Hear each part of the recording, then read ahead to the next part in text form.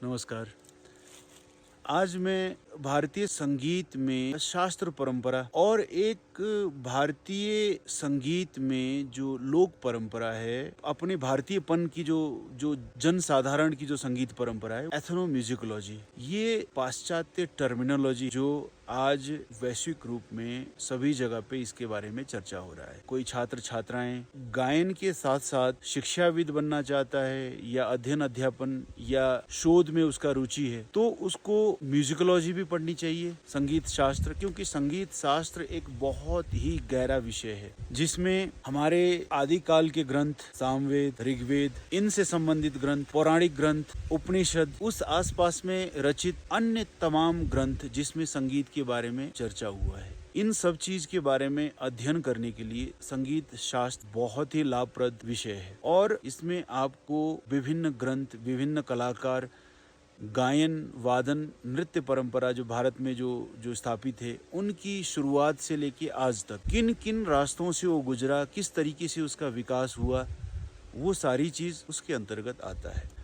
चाहे वो क्रियात्मक पक्ष हो, चाहे वो सैद्धांतिक पक्ष हो। और संगीत शास्त्र के अंतर्गत राग निर्माण के सिद्धांत या रागों के वर्गीकरण के सिद्धांत, विभिन्न विद्वानों के मत रागों के विषय में, शास्त्र के विषय में, श्रुति के विषय में, सारणा के विषय में, या भारतीय संगीत की हर एक पहलू के बारे में अगर आप समझने की कोशिश करते हैं, भारतीय संगीत की अगर आप हर एक पहलुओं के बारे में जानना चाहते हैं, तो संगीत शास्त्र भी उतना ही जरूरी है जितना संगीत में राग रागिनी। अब जो तीसरा जो पक्ष है वो एथनोम्यूजिकोलॉजी, ये खासतौर पे पाश्चात्य विद्वानों द्वारा एथनिक या एथनो, आदिवासीय या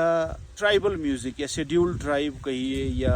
आदिवासीय कहिए या जनजातीय कहिए या नॉन यूरोपियन और नॉन अमेरिकन म्यूजिक, उनका जो कहना है कि जो यूरोप या अमेरिका का जो संगीत नहीं है वो एथनिक म्यूजिक, वो उनका विचार है। हमारे भारत में भी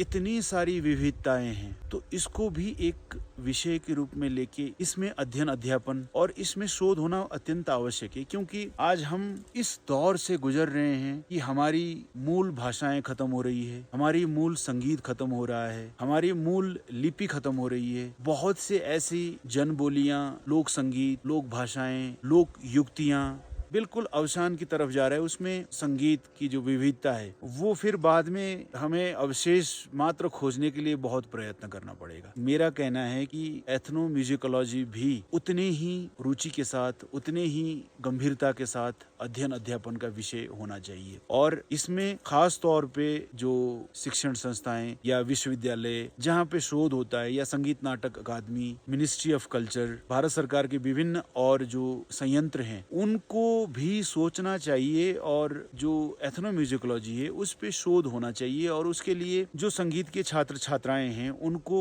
प्रोत्साहन मिलनी चाहिए, उनके लिए फेलोशिप उपलब्ध कराई जाए जो कि ट्राइबल म्यूजिक या एथनिक म्यूजिक के बारे में अध्ययन या शोध हो। आप देखिए कितनी विविधता है। एक ही प्रदेश की अगर आप बात करें तो वहाँ पे कितनी बोलियां हैं, कितनी भाषाएं हैं, कितनी संस्कृति है, कितने लोग, अलग अलग लोगों की अलग अलग बोलियां। चाहे आप पूर्व में जाइए, चाहे पश्चिम में जाइए, चाहे मध्य भारत में जाइए, चाहे उत्तर भारत में जाइए, कितनी विविधताएं हैं। उन विविधताओं में संगीत को खोजना और संगीत को अध्ययन अध्यापन, उसकी लिपिबद्ध करना, उसको संरक्षण करना,